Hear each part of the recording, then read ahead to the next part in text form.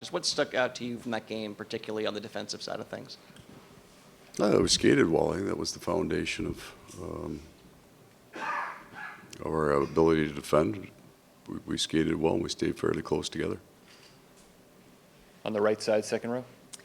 Matthew Tkachuk was just saying that it was essentially 50-50 for him to play to start the playoffs. Yeah. How have you seen him progress physically through these playoffs, and what does he mean to this team?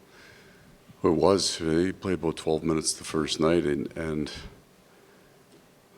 played him because he played a game with a broken collarbone and figured out how to get through the game. I think he had our three best chances to score that night against Vegas. So he could adapt his game very well, and we knew he wasn't at 100% or close to it, actually.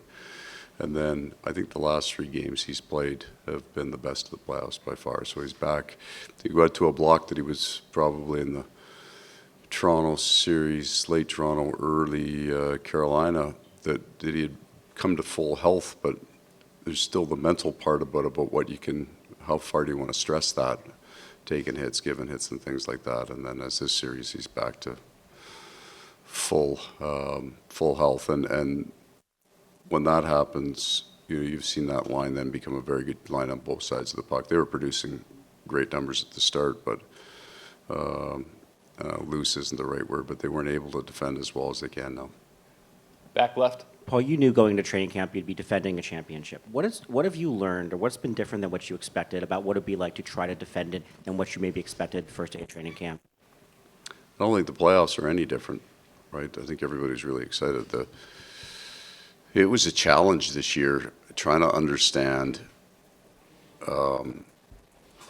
You come in with a terrible perspective because when we won last year, the narrative, I'm not talking about your narrative, the general narrative is that you won all 16 playoff games and you won 82 regular season games. It was just brilliant. Everything was perfect. So, and then the emotion, that energy level, you don't have that kind of drive of chasing something. And you also played a whole bunch of hockey. So are they trying to figure out the days, maybe a better way to put it, we could probably, all of us who work in this game, can look at the NHL schedule when it comes out and figure out when your team's going to be good, all of that, and you know it. And then this year happened, and we had, we went to Finland. Last exhibition game was in Quebec City. It was, we were still on the party tour for the first little while, just things that we had to deal with, ring ceremonies, stuff like that. So trying to figure out. Then we played 3 games at the end of November. We played Toronto at home after we had lost 6 to 7 games. We played Toronto at home, then went back to back with Carolina, and we won all 3 of the games, and we looked right. And that was kind of when we said, all right, we're okay here. We just have to manage this a little bit. But this is 3 years. The reality is, and a lot of these guys have played 300 plus games. I mean, how have they done it physically, mentally, emotionally? I mean, we know they're great players. Yeah, it is. I felt when we came into the playoffs, it was like right back to any of the other year. Like we weren't. We had Matthew was the only question mark in terms of health. We were healthy. We weren't like for 4 weeks before, but we got healthy at the right time. And there was this great sense of excitement that came back that we didn't feel all year. They're a very, very fit group. And we've got good depth. Left side, first row. What kind of comfort level do you have in your lineup? None. Huh? What? Comfort level yeah, in your day's- lineup. Oh. Where you don't have to, you're not changing anything. You're just, I mean, do you feel extremely comfortable with the guys you've got out there every night? But it's all health-based, right? Like we're a pretty healthy team, fortunately, at this point.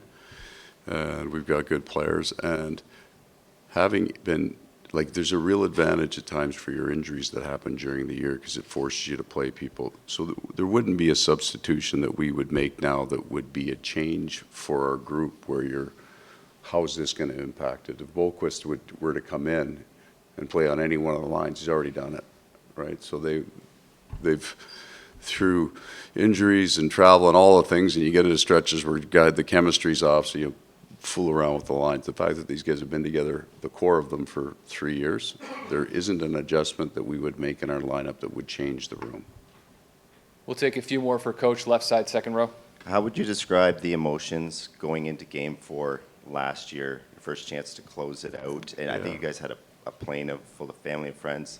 And what did you learn from that you can change? Yeah, there's a whole bunch of things that we had never part of it is how do you handle families on an elimination game? Because it's a pretty normal thing for a team that's in the elimination game setting. They bring families in, but this is the first time we had ever done that.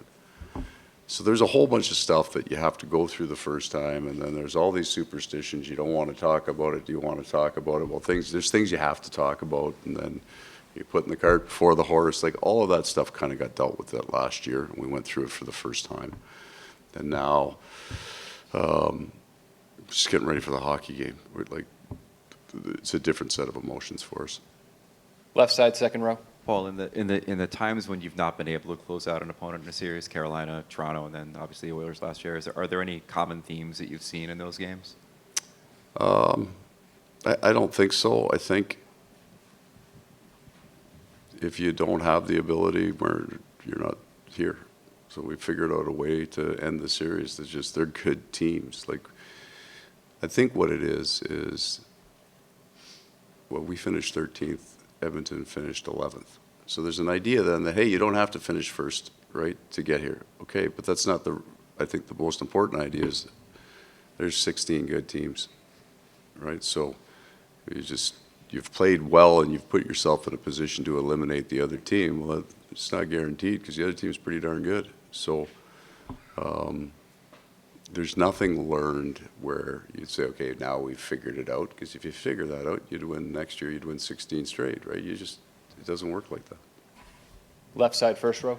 Hey, Paul, how much has having these quick starts to the games, multiple goals in the first period of every game in this series, allowed you as a coach to kind of allow your group to dictate the tempo of the game and play Florida brand of hockey?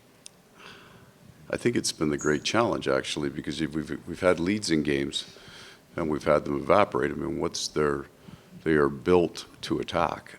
And when the pressure comes off a team, and that pressure, you get up a couple of goals on the other team, their risk profile changes. Well, that's the most dangerous team in the National Hockey League when the risk profile changes. For us, the second one would be the Tampa Bay Lightning. When they're down a goal or two, they are incredibly hard to handle. And it's in the style of game that they're very, very good at. So there's just been more time where we're playing them at their best, like the attacks, the goaltending. I know what the numbers are. I get all of it, but the number of really, really good saves that happen in each game, I think we have the lead there at their best. We'll take two more questions. Left side, second row. Paul, I know the old cliche is backs against the wall, the Oilers are, but what's it like playing the best player in the world who's so desperate to win a Stanley Cup, Connor McDavid? Yeah, I don't think anybody saves it for the elimination game, right? Like I think there's a certain freedom that comes into a Game 7 concept, whether it's Game 5, 6, or 7. And that freedom allows them to start the game kind of with that attack mindset. And that will make them very dangerous right from the start. Last question, standing up on the left side. Paul, you've been through this 3 times now, and there's a lot of hidden people in this run.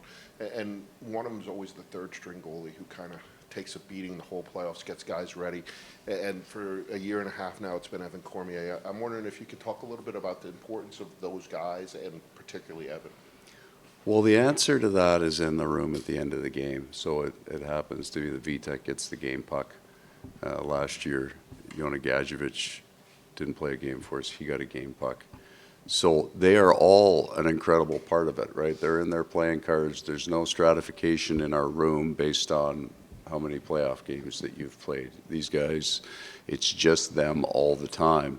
So when he made an incredible save today, the guys are banging the boards, they're chirping, they're having a good time. I expect, based on how I watch them move around each other, they feel like a really important part of it because they are. They're all the pieces that go into it. Everybody's got a job, and we all have to do just that. So I like the way these men interact with each other because I think it's really makes them feel a part of it, and that then brings out the best of their personality. So we get to see them, if they're funny or whatever it is that they do, that we get to see their personalities.